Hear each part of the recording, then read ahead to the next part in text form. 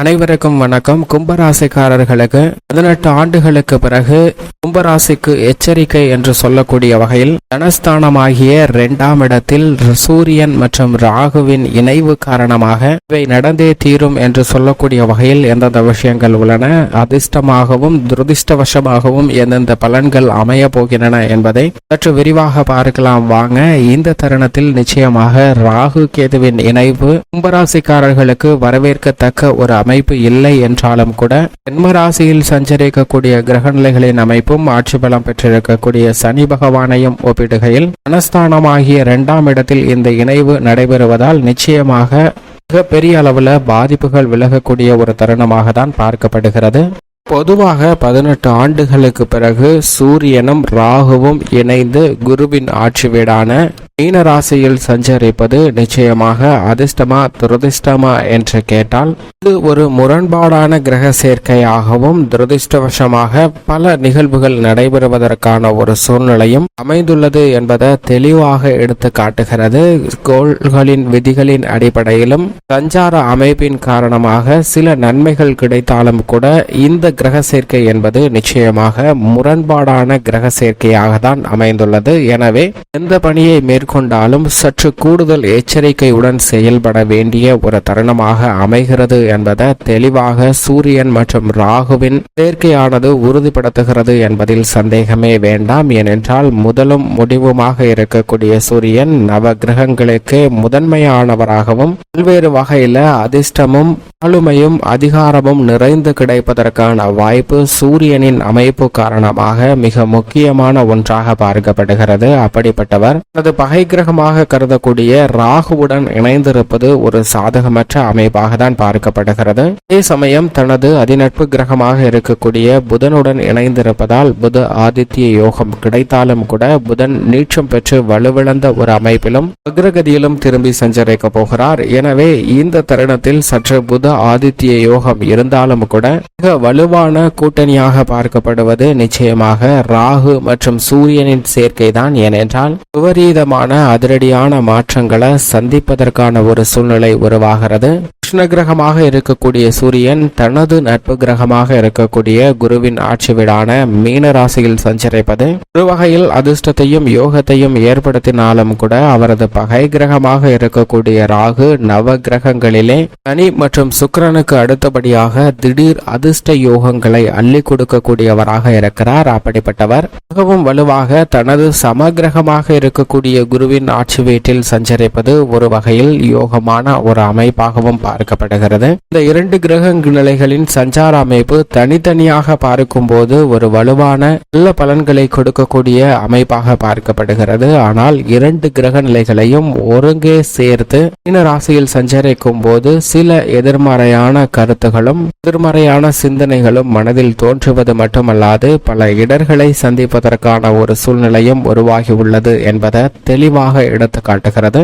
இதற்கு மிக முக்கிய காரணமாக பார்க்கப்படுவது ஆழ்கடலில் இருந்து கடைந்த தீர்த்தத்தை பருகும் போது சூரியன் மற்றும் சந்திரனின் அதிவேளையால் ராகு கேது என இரண்டாக பிரிய வேண்டிய ஒரு சூழ்நிலையானது ஏற்பட்டது. தலைப்பகுதியாக ராகுவும் வால் பகுதியாக கேதுவும் அமைந்திருக்கின்றன. இந்த ராகு மற்றும் கேதுவினுடைய இந்த நிலைக்கு மிக முக்கியமான காரணமாக பார்க்கப்படுவது சூரியன் மற்றும் சந்திரன் தான். எனவேதான் ராகு சூரியன் மற்றும் சந்திரனை தனது ஜென்ம விரோதியாக பார்க்கிறார். எந்த நிகழ்வாக இருந்தாலும் சூரியனின் சந்திரனின் ஆதிக்கமோ அல்லது சில முன்னேற்ற வாய்ப்புகள் கிடைக்கக்கூடிய ஒரு சூழ்நிலை ஏற்பட்டாலும் கூட அதை ராகு அடுத்துவிட்டு பல்வேறு வகையான சிரமத்திற்கு உள்ளாக்கக்கூடிய ஒரு சூழ்நிலையை நிச்சயமாக ஏற்படுத்தி கொடுப்பார். நிழல் கிரகம் என்று சொல்லக்கூடிய ராகு இவருடைய ஜாதக அமைப்பில் 3, 6, 11 ஆகிய இடங்களில் நல்ல பலன்களை நிறைந்து கொடுப்பாருங்க.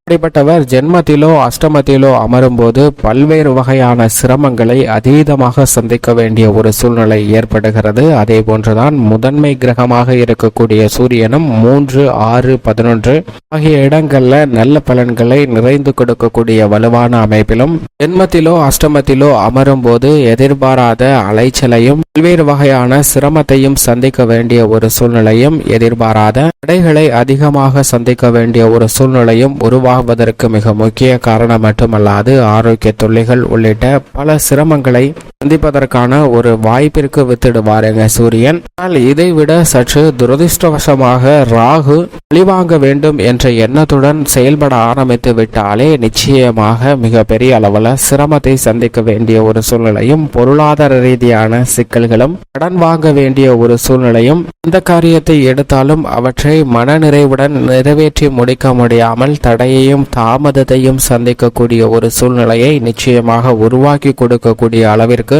சக்தி வாய்ந்தவராக பார்க்கப்படுகிறார். ஏனென்றால் குரு முழு சுபகிரகமாக இருந்தாலும் அவருடைய செயல்பாடு மற்றும் பலன்கள் தனிவிதம். ஆனால் சுக்கிரனும் சனியும் கொடுப்பதாக இருந்தால் திடீர் அதிர்ஷ்ட யோகங்களை அள்ளி கொடுப்பார். அப்படி சுக்கிரனுக்கும் சனிக்கும் நிகரான சக்தி வாய்ந்தவராக இருப்பவர் ராகு. அவருக்கு துரோகம் செய்த சனியின் தந்தையான சூரியனுடன் இணைந்திருக்கக்கூடிய இந்த வேலை என்பது நிச்சயமாக கவனம் அதீதமாக தேவை. ஏனென்றால் ராகு மற்றும் கேதுவின் பழிவாங்கல் நிகழ்வு காரணமாக தான் சூரிய கிரகணம், சந்திர கிரகணம் போன்ற வானில் பல்வேறு விதமான மாறுதல்கள் ஏற்படுகின்றன. ஏனென்றால் மற்ற கிரகங்களின் இயக்கங்களையே பாதிக்கக்கூடிய அளவிற்கு சக்தி வாய்ந்த கிரகங்களாக பார்க்கப்படுகின்றன ராகு கேதுதான். இது அறிவியல் பூர்வமாகவும் நிரூபிக்கப்பட்ட ஒன்றாக பார்க்கப்படுகிறது. எனவேதான் நிழல் கிரகங்களாக இருக்கக்கூடிய ராகு கேது மனித வாழ்வில, நிஜ வாழ்வில மிக பெரிய மாற்றத்தையும் அதிரடியான திருப்பத்தையும் சந்திக்கக்கூடிய ஒரு சூழ்நிலையை உருவாக்கி கொடுக்கின்றன. அப்படிப்பட்ட ராகு சூரியனுடன் இணைந்திருக்கக்கூடிய இந்த தருணம் என்பது எச்சரிக்கையுடன் அனைத்து விதமான பணிகளையும் செய்வதுதான் கால சிறந்ததாகவும், எதிர்பார்க்கக்கூடிய விஷயங்களை கனக்கச்சிதமாக செய்து முடிக்கக்கூடிய வாய்ப்பும் கிடைப்பதற்கான வழி உண்டு என்பதை தெளிவாக உறுதிப்படுத்துகின்றன. இப்படி சூரியன் மற்றும் ராகுவின் சேர்க்கை அமைப்பானது இருக்கக்கூடிய இந்த தருணத்தில் கும்பராசிக்காரர்களை பொறுத்த வரைக்கும் மிகவும் வலுவாக தனஸ்தானம், குடும்பஸ்தானம் என்று சொல்லக்கூடிய 2ஆம் இடத்தில் சூரியனும் ராகுவும் இணைந்து சஞ்சரிக்கக்கூடிய இந்த கிரக சேர்க்கை என்பது நல்ல ஒரு கிரக அமைப்பாக பார்க்க முடியாது. பணப்புழக்கம் விடுவதற்கான வாய்ப்பும் சாத்தியக்கூறுகளும் உண்டு. கொடுக்கல் வாங்கல் ரீதியாக சில சிக்கல்களை சந்திப்பதற்கான ஒரு சூழ்நிலை உண்டு. எனவே இந்த தருணத்தில் எதை செய்தாலும் திட்டமிட்டு செய்ய வேண்டும். அப்படி திட்டமிட்டாலும் திட்டமிட்டபடி செயல்பட முடியாத ஒரு சூழ்நிலையாகவும் உள்ளது என்பதை தெளிவாக இந்த 2 கிரக நிலைகளும் குடும்பஸ்தானத்தில் இணைவதால் உறுதிப்படுத்துகின்றன. அது மட்டுமல்லாது நல்ல வரன் வாசல் தேடி வந்தாலும் கூட அவற்றில் சில குழப்பங்களை சந்தித்து சுப நிகழ்வுகளை சிறப்பாக திட்டமிட்டு முடிக்க முடியாத ஒரு தருணமாகவும் பார்க்கப்படுகிறது. தொழில், உத்தியோகம், வியாபாரம் சார்ந்த பணிகளில் உழைப்பிற்கேற்ற நல்ல பலன் கிடைக்கவில்லையே என்ற கவலை சற்று தலைதூக்குவதற்கான வாய்ப்பு இந்த தருணத்தில் மிகவும் அதிகமாக உள்ளது. எனவே எச்சரிக்கையுடன் நடந்து கொள்ள வேண்டிய ஒரு தருணமாக பார்க்கப்படுகிறது. இந்த தருணத்தில் கலைத்துறை, அரசியல் துறை சார்ந்த பணிகளில் பெரிய மனிதர்களை பகிர்ந்து கொள்ள வேண்டாம். சற்று வளைந்து கொடுத்து செல்வதால் நீங்கள் எதிர்பார்க்கக்கூடிய மாறுதல் நிச்சயமாக கிடைக்கும். அது மட்டுமல்லாது கொடுத்த வாக்கை காப்பாற்றுவதற்காக சற்று கடினப்பட்டு உழைக்க வேண்டிய ஒரு தருணமாக பார்க்கப்படுகிறது. தனக்கு தானே எதிரி என்று சொல்லக்கூடிய வகையிலும் சில நிகழ்வுகள் பொது வாழ்வில் இருப்பவர்களுக்கு ஏற்பட்டு மனக்கலக்கத்தை விளைவிக்கக்கூடிய வாய்ப்பு இருக்குங்க. எனவே எதை செய்தாலும் நிச்சயமாக ஆராய்ந்து செயல்பட வேண்டிய ஒரு தருணமாக தான் பார்க்கப்படுகிறது என்பதை சூரியன் மற்றும் ராகுவின் இணைவானது உறுதிப்படுத்துகிறது. இந்த தருணத்தில் சிரமத்தை குறைத்து நன்மை அதிகரிக்க வேண்டும் என்றால் நிச்சயமாக கும்பராசிக்காரர்கள் தினமும் காலையில் எழுந்து சூரியனை வழிபாடு செய்யுங்கள். மாலை வேளையில் அருகாமையில் உள்ள ஆலயம் சென்று தீபமேற்றி வழிபாடு செய்யுங்கள். நீங்கள் எதிர்பார்க்கக்கூடிய நல்ல பலன் தங்களுடைய வாழ்வில் நிச்சயமாக கிடைக்கும். கும்பராசிக்காரர்களுக்கு